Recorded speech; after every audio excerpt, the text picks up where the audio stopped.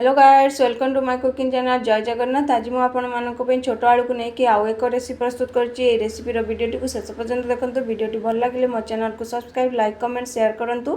Facebook रे देखुले ताले follow करूँ। चलते आम रेसिपी को आरंभ करवा। ये रेसिपी मुझे छोट आलू नहीं। जदि आपण पाखे छोट आलू ना ताले बड़ आलू को भी नहीं पारे। आलू को भल भाव धोई 2 सीटी आसा पर्यंत सिझे ना। बर्तमान आम कौन करवा, यही रेसिपी एक मसला प्रस्तुत करवा।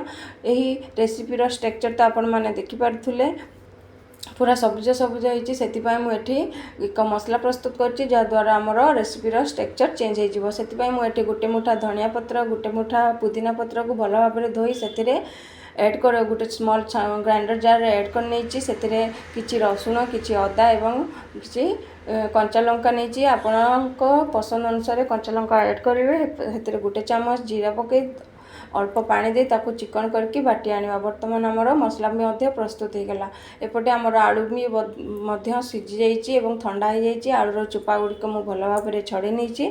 वर्तमान आम आलू को चाकू साहाय्य टिके टिके करी कणा करना जहाद्वारा आमर जो आम रेसिपी प्रस्तुत करवा आमर आलू भितर भल भाव ग्रेवी गुड़िक ऐड हो। वर्तमान आम एक कड़े नहीं जावा। कड़े 2 चामच तेल पकई भल भाव गरम कलापर से जो सीझा आलू को पकई भाजी नवा। से हाफ चामच लंका गुंड और हाफ चामच हलदी पकई भल भाव 2 ରୁ 3 मिनिट पर्यंत भाजी नवा जहाद्वारा आमर आलूर कलर चेंज हो। वर्तमान देखिपे आमर आलू भजाटी भी भल भाव हो आसला। वर्तमान आम एक प्लेट को काढ़ी नवा। प्लेट को काढ़ी नहीं से ही कड़े आम एक तेल पकई नवा। वर्तमान आम से कड़ेटी को भल भाव सफा करना। सफा कर सारी से 3 ରୁ 4 चामच तेल पकई भल भाव गरम करना। गरम कलापर से आम गोटा गरम मसला पकईवा। आपण पाखे जेकोसी गरम मसला अच्छी से गरम मसला पकई भल भाव 2 मिनिट पर्यंत भाजी नवा। से आम काटी रखि पियाज को पकई लाल हवा अल्प लाल हवा पर्यंत भाजी नवा। जिते पियाज भजाटी भल भाव हो आसो से आम बाटी रखि धनिया पत्र को ऐड करनवा। धनिया पत्र ऐड कर भल भाव ताको मिक्स करनवा और स्मॉल ग्राइंडर जार टिके पानी पके भल भाव धोई से आम ऐड करनवा। वर्तमान आम 2 ରୁ 3 मिनिट पर्यंत मसलाटी को कम आंच रे कषि नवा।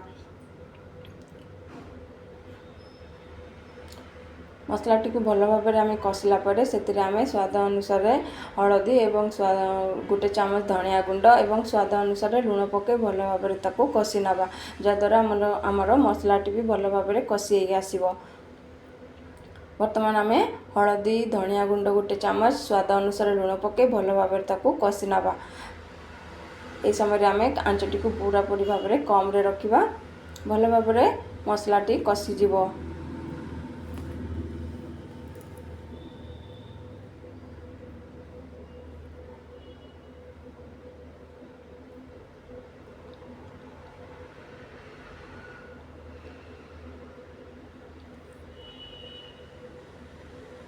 जिते भल भाव मसलाटी कषि आसो से 3 ରୁ 4 चामच दही पकई नवा। दही पकई आम नॉनस्टॉप चले नवा।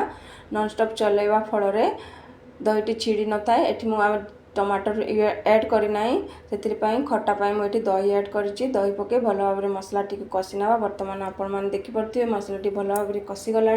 वर्तमान आम भाजी रखि आलू को वर्तमान ऐड करनवा। ऐड कर भल भाव आउ टिके भल भाव मिक्स करके कषि नवा। भल भाव कषिला 2 ରୁ 3 मिनिट पर आउ टिके आम मिक्स करनवा एवं चले नवा।